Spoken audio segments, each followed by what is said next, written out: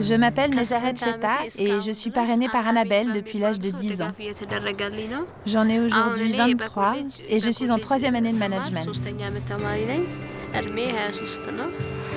Le parrainage, c'est ça, un engagement à long terme, avec à la clé la possibilité d'aider un enfant à réaliser ses rêves. Meseret est l'une des 7200 enfants soutenus par l'association Un enfant par la main. Annabelle, sa marraine, revient sur les débuts de cette belle histoire. Je me rappelle donc il y a une douzaine d'années, on regardait une émission un samedi après-midi.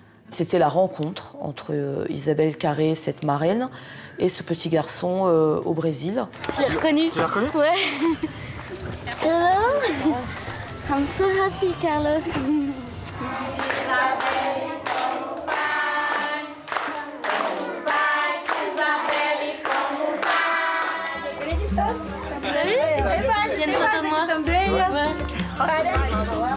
Je me souviens très très bien de sa main dans la mienne. On ne s'est pas quitté quoi pendant.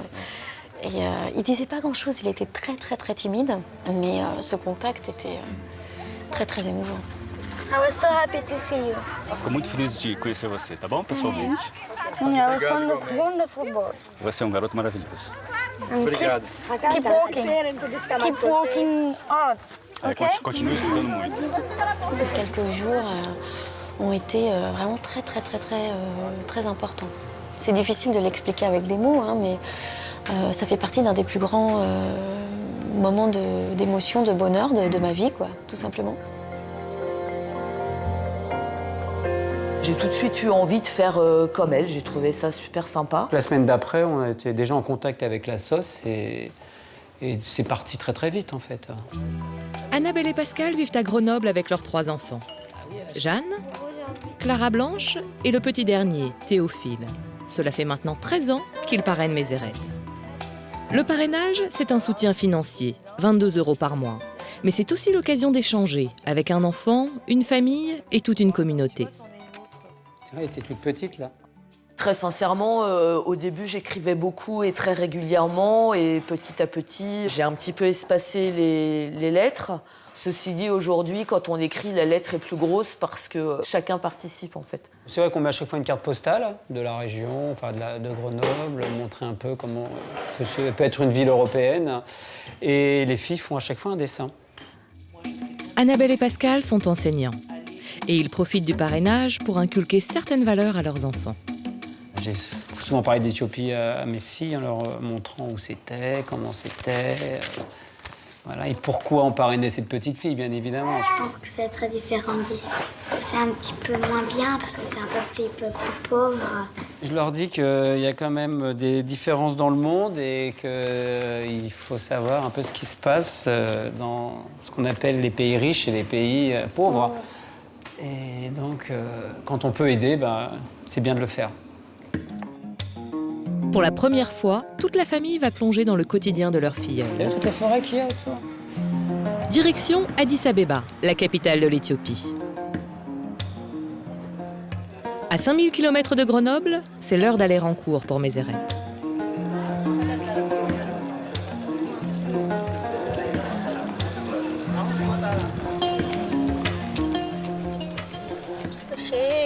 Voici l'université où j'étudie. Je viens ici tous les jours de 18h à 20h, plus le samedi toute la journée et le dimanche matin.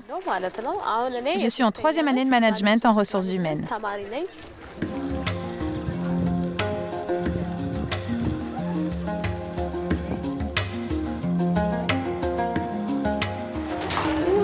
Ah, là j'ai cours d'informatique et je suis un peu en retard. Faut que j'y aille.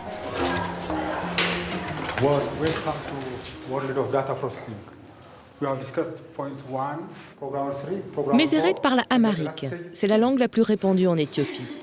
Mais c'est en anglais qu'elle doit suivre ses cours. Et ce n'est pas toujours facile. Meseret, quelles sont les 3 étapes du traitement des données? Pourquoi tu ne le dis pas en anglais? Dis-le en anglais.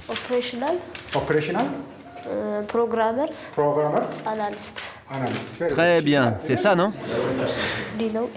Au début, elle ne connaissait rien aux ordinateurs. Là, elle entame son 2e semestre d'informatique, donc si elle continue comme ça, elle deviendra une excellente élève. L'avenir de Mézéret dépend de son niveau de formation. Et c'est pour ça qu'elle s'accroche.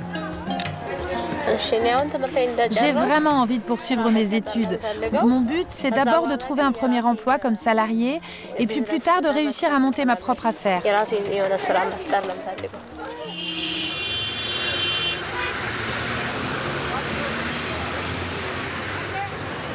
Mézéret ressemble à une étudiante comme les autres. Pourtant, sans l'aide du parrainage, elle n'en serait sûrement pas là. Fille aînée d'une famille de 4 enfants, elle vit dans un faubourg défavorisé d'Addis Abeba. Sa mère l'attend à la maison, avec Inouk, 19 ans, et Anna, 12 ans. Leur sœur de 14 ans, Mistera, est partie chercher de l'eau. Leur père est au travail.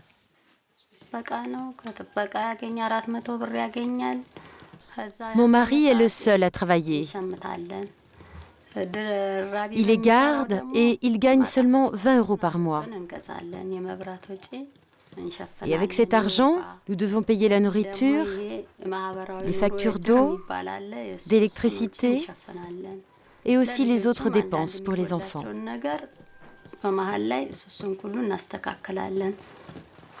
Avec ce salaire, impossible d'envoyer les 4 enfants à l'école. La chance de cette famille, c'est que les 2 aînés sont parrainés. Depuis qu'ils sont petits, tous les frais liés à leur scolarité ont été pris en charge. Une source d'espoir pour leur mère. Aller à l'école, c'est très important pour eux, parce que ça peut vraiment changer leur vie. Je suis en 3e année à l'université et j'étudie le dessin. Et quand j'aurai mon diplôme, ce que je veux faire, c'est de l'architecture.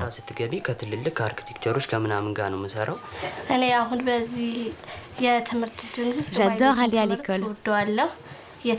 Ma matière préférée, c'est la biologie. J'ai de très bonnes notes et ça tombe très bien parce que plus tard, je voudrais devenir médecin. Si ces enfants peuvent faire de tels projets, c'est grâce au parrainage. L'argent versé pour chaque enfant est mis en commun pour servir au plus grand nombre. Le partenaire local d'un enfant par la main le répartit ensuite en fonction des besoins. Monsieur Deredje Asfo est le responsable du projet qui intervient dans le quartier où vit Mézéret. Une personne parraine un enfant donné dans une famille donnée. Cet enfant va apprendre dans une école. Mais si cette école n'a pas les moyens d'enseigner correctement, alors ça ne sert à rien. C'est pourquoi, pour permettre à cet enfant de recevoir une éducation de qualité, nous devons aider l'enfant, mais aussi l'école dans laquelle il va.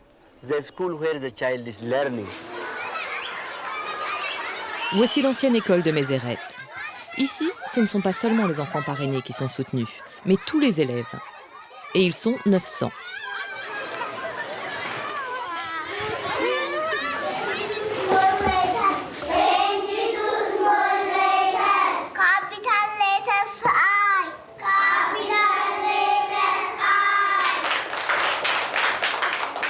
Les uniformes, les fournitures, le matériel pédagogique, tout a été fourni par le projet. Il finance aussi certains travaux d'aménagement et la réalisation d'un jardin.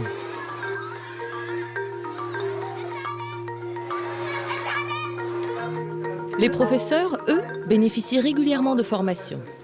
Pédagogie, psychologie infantile, tout ce qui peut leur servir à améliorer la qualité de leur enseignement.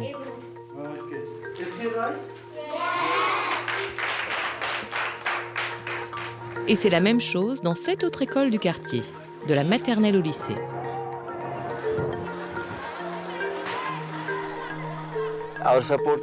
Notre aide peut donc être considérée comme, d'une part, se concentrant sur les enfants parrainés en particulier, mais d'un autre côté, indirectement, elle sert à toute la communauté alentour.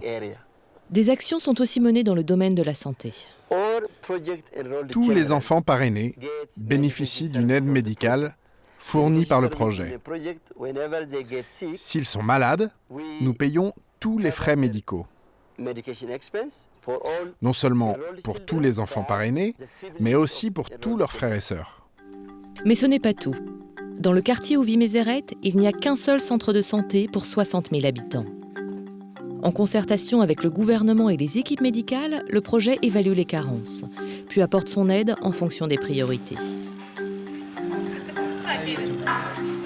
Concrètement, on fournit ici du matériel médical, des équipements pour le laboratoire, un stérilisateur et une machine à laver pour la maternité, des toilettes et des canalisations d'eau pour améliorer l'hygiène, et aussi une aide financière pour les campagnes de vaccination ou de prévention sida.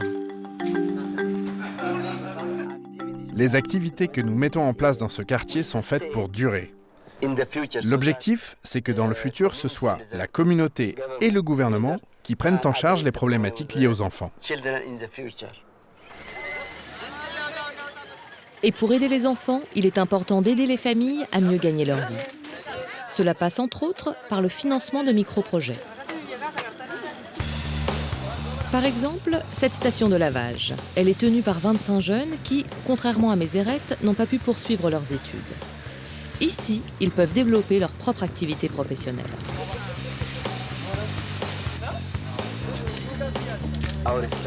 Notre structure est gérée en étroite collaboration avec les représentants de la communauté.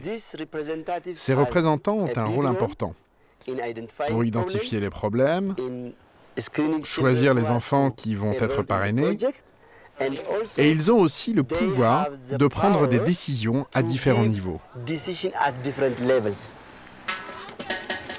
On l'aura compris, parrainer, ce n'est pas seulement soutenir un enfant. C'est aussi aider tout un quartier, tout un village.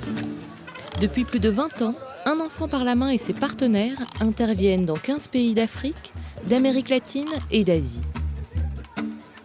Pour que chaque communauté prenne en main son avenir. Le parcours de Mézérès est un bel exemple de ce que le parrainage rend possible.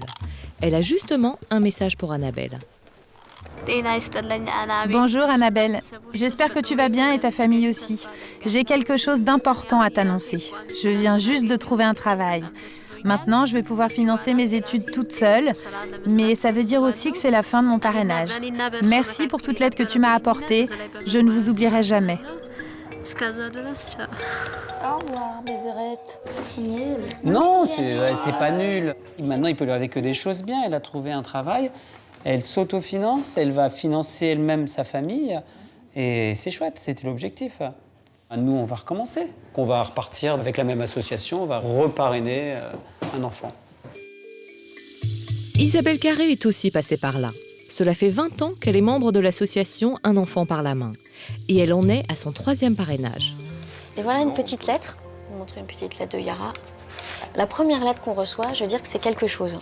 J'aime toujours danser, chanter et jouer avec mon frère et ma sœur et mes collègues. Ici, nous avons le printemps, c'est une époque de beaucoup de fleurs et d'odeurs. Je suis très heureuse d'avoir pu vous écrire. On a l'impression de ne pas servir à grand-chose, d'être une espèce de petite goutte d'eau dans la mer, et puis que voilà, quoi, qu'il n'y a pas tellement de sens, en fait, à envoyer son petit chèque. Bon, on va pas changer le monde, quoi. Et en fait, en allant sur place, on se rend compte que si, que c'est important, que c'est pas rien. Et du coup, ça, c'est quelque chose qu'on peut se dire pour toute sa vie, quoi.